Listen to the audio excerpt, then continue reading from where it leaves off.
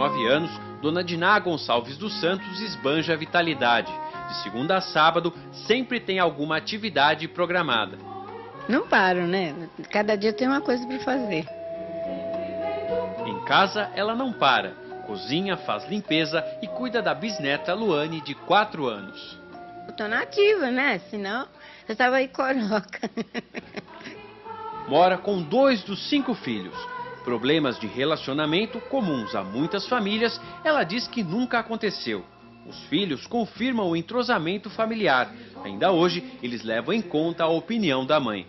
Sempre pedindo um conselho, né? O que você acha? Me ajuda. Mesmo que essa idade que a mãe falar, tá falando. A gente sempre respeita. O que ela falar pra gente, a gente respeita. Mas o choque de gerações, às vezes, é inevitável. As discussões acontecem com a neta de 27 anos. Luciene, o que você pensa da vida? Você pensou em pagode, pagode, pagode. Não pode ser assim. Você tem que pensar um pouco, parar um dia e pensar. Para depois você tomar um rumo de certo. Não é isso que eu faço? Eu fico quieta e falo, avó. Você pode ter um conflito, né, com as pessoas, mas você, independente disso, você tem o respeito, manter o respeito. Quer dizer, você tem a sua opinião, eu tenho a minha. Na casa de Dona Diná, uma atitude é fundamental para manter a harmonia. Uma explicação de como manter a família sempre unida.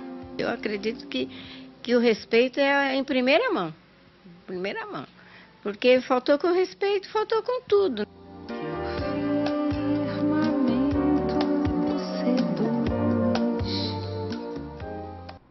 Olá, velho, idoso, avançado em anos, caduco, ancião. De formas mais ou menos pejorativas, é como são chamadas as pessoas que chegam à terceira idade. Será que lhes restam outras alternativas além de dar milho aos pombos ou olhar a paisagem do parque? Ou seria melhor a gente deixá-los contar em paz as histórias de um tempo bom? Os velhos, ou idosos, como você preferir, são o tema de hoje do Memória e Contexto. Nossas convidadas são a Vera Brandão, do Portal do Envelhecimento, e a filósofa e educadora Heidi Strecker. Na parte musical, Dario Andino na harpa, Cíntia Almeida na voz e violão. Bem, no nosso primeiro vídeo, obrigada pela presença de vocês, prazer em recebê-las aqui. Nesse primeiro vídeo a gente viu uma senhora de 79 anos, ainda uma matriarca, todo mundo ouve a opinião dela. A gente pode considerar essa uma situação quase rara, Vera? Pois era isso que eu estava pensando quando eu estava assistindo o vídeo. Esse é um modelo, entre aspas, ideal, né? De uma família que é unida, onde o idoso tem um papel ativo na estrutura da família e também é ouvido e é respeitado, né? Como ela mesma disse. E eu acho que isso se percebe na fala dos filhos e tal. Sim. Tem um conflito intergeracional assumido com a neta, que tem 27 anos. Então, assim, esse é um panorama que nós tínhamos até muitos anos atrás, uns 30, 40 anos atrás. Sim. Essa estrutura familiar era bem comum. Hoje, essa estrutura familiar é raríssima, não é? Porque a estrutura familiar mudou. Então, raramente, quando o idoso mora com a família... Desculpe te interromper. O que basicamente mudou, Vera? Na estrutura familiar, primeiro que não existem mais famílias agregadas como isso que mostrou no vídeo. Quer dizer, várias gerações da mesma casa. Tal. Claro que existe ainda, tanto que a gente está vendo, mas é cada vez mais raro. Sim. Né? As mulheres têm menos filhos, hoje em dia as mulheres têm menos filhos, os casamentos não duram. Então essa estrutura familiar com pai, mãe, filhos, netos e bisnetos, não é que não exista, mas o papel o lugar do velho, do idoso, do velho, nesse contexto, hoje é bem diferente. Então esse é um caso raro e muito bonito até, muito interessante. Inspirador, né? Isso. Agora, Heidi, você acha que é pejorativo, na verdade as pessoas consideram mesmo pejorativo falar velho? Porque eu estava até conversando com a Vera agora há pouco, porque a gente tinha uma maneira de falar assim, as pessoas têm, né, de se dirigir ao pai ou à mãe, conversando com outra pessoa e falar, meu velho, minha velha, tinha um quê de carinho nessa história. Mas, de repente, chamar de velho ficou uma coisa pejorativa, né?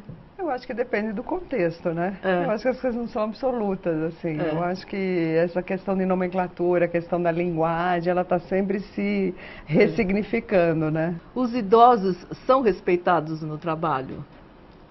Acho que depende, não é? Eu acho que muitos são, muitas pessoas são. No meu ambiente de trabalho, né, tanto na universidade, mesmo no OLI e tal, nós temos pessoas da minha geração, que já é a geração chamada idoso, né? Sim. Como pessoas mais velhas do que nós, não é? Trabalhamos juntas.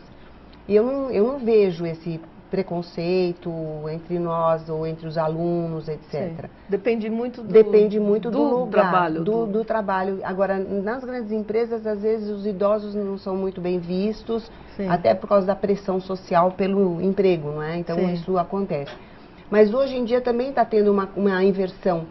Os seniors, né, como o pessoal chama nas empresas, eles estão sendo chamados porque os jovens estão chegando para o trabalho despreparados. Às vezes até tem uma boa formação acadêmica, vamos dizer assim, mas eles estão assim muito sem experiência. E uma coisa é o que eles aprendem, outra coisa é a prática, a realidade prática. Então, muitas empresas estão chamando, às vezes até antigos funcionários estavam aposentados para fazer um tipo de um coaching, um aconselhamento para esses profissionais que estão iniciando a carreira. Então, eu queria até chamar a atenção para também um aspecto que a gente seria interessante levar em conta, é que como muitas pessoas idosas se tornaram chefes de família em função também da nova realidade econômica. Sim, porque não adianta, não dá mais para ficar aposentado e parado. E também às vezes com a aposentadoria é a fonte principal de renda da família.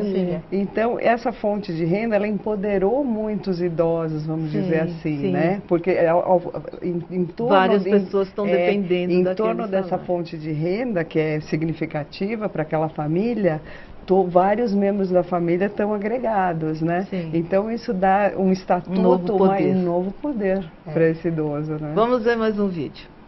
1, 2, 3, tchu. 1, 2, 3. Aqui eles são o centro das atenções. Dançam, riem, aprendem coisas novas, ou seja, vivem como qualquer outro cidadão. Essa, aliás, é a intenção do Centro de Referência do Idoso. Dar a eles a oportunidade de fazer parte da sociedade com um espaço só deles. Aliás, aqui eles têm lazer, esportes e educação. O Centro de Referência ele é baseado na gerontologia, né? Que é o envelhecimento saudável. Então elas vêm para cá para fazerem amigos, fazerem atividades, porque a dança é qualidade de vida, a ginástica é qualidade de vida, né? E o grupo de convivência faz festas, passeios. Hoje existe um certo culto à felicidade, né? Quando a gente pensa nas redes sociais, todo mundo está sempre sorrindo, todo mundo é bem sucedido. E mesmo os velhinhos são mostrados sempre viajando, dançando, brincando. Essa é a realidade da maioria? Não. Dos velhos? Não. Dos idosos? Não, eu acho que é exato. Esse é uma coisa assim, até cruel, sabe? Porque assim, nós temos uma camada muito grande de idosos, uma população de idosos muito significativa, que tem capacidade de ir a centros de convivência, de ter lazer, etc. Mas a gente não pode esquecer da parcela que não tem essa possibilidade, seja por questões econômicas, por questões de saúde, até de locomoção. Porque São Paulo é muito grande e às vezes esses centros de referências, eles não estão espalhados pela cidade de uma maneira equilibrada, né, como seria o ideal. Eles têm assim, alguns pontos.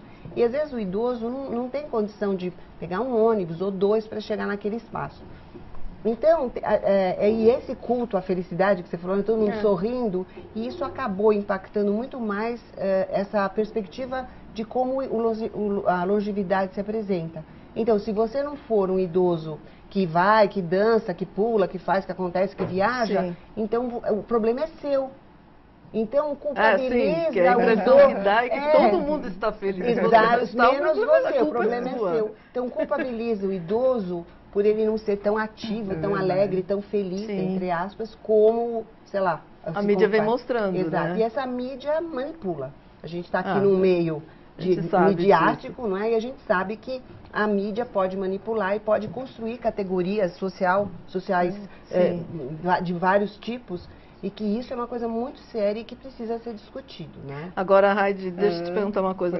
As relações amorosas na terceira idade, entre os idosos, tudo isso, ainda passa por muito preconceito, especialmente com relação à mulher? Porque, por exemplo, quando você vê uma pessoa mais velha, um homem mais velho com uma moça novinha, todo mundo bate no ombro dele e saúda a felicidade, tudo isso, né? A potência e tal. Agora, se você vê essa situação inversa, uma senhora com um rapaz, todo mundo vai censurar, né?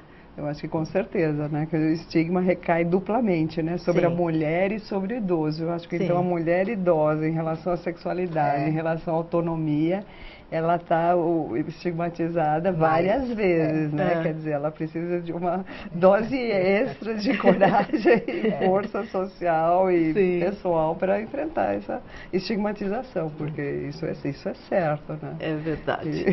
Nós vamos colocar a música aqui no nosso bate-papo, já já a gente continua. Agora com Dario Andino, Cíntia Almeida, prazer em recebê-los aqui. Uma harpa, voz e violão.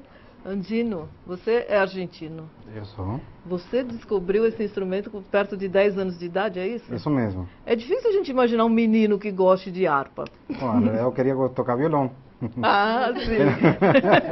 Harpa eu só um pouquinho mais. Entonces, queria o que tocar é que violão. te levou a isso? E bom, o lugar onde fui a aprender violão, a mesma pessoa fabricava harpas. Aí eu encontrei o instrumento enorme, cheio de cordas, com 10 anos, falei, eu quero aprender a tocar esse instrumento. Gostei muito. E desde esse momento até o dia de hoje, esse é meu instrumento que me acompanha e que está em todo lugar comigo. Você está no Brasil há 10 anos? Quase 10 anos. O que te trouxe ao Brasil? Me trouxe ele querer conhecer este país, né? E conhecer mais sua cultura. Sim. Porque uno sempre viaja e sempre vai e volta. E depois, quando eu comecei a conhecer mais as pessoas, a forma cultural daqui, tão diversa e tão rica, não? Sim. Em tudo o que tem. Gostei, amei, não? Foi a paixão à primeira vista e até agora estou aqui. E como é que nasce essa parceria, Cíntia? Foi em 2007, não foi, Dario? Foi em 2007. Que nos conhecemos, né? Que o Dario é casado com uma grande amiga minha. E desde então, o Dario estava concluindo o primeiro CD independente dele, autoral, e me convidou para participar de algumas faixas, né? E desde que nos conhecemos e participei do CD do Dario, Naturalmente Harpa, nós continuamos essa parceria e agora, né, somos compondo, preparando o nosso CD também dessa parceria, né, desse dueto. E o que vocês vão tocar pra gente agora? Nós vamos tocar uma música que é nossa, né? Se chama Iaraci, a autoria é do Dario, da Rami Arani e minha. Ela está numa língua bem antiga, que é precursora do Tupi-Guarani. E tem tudo a ver com o tema, Maria, porque ela fala justamente da continuidade da vida, né? De como a vida é contínua. Né? Vamos ouvir.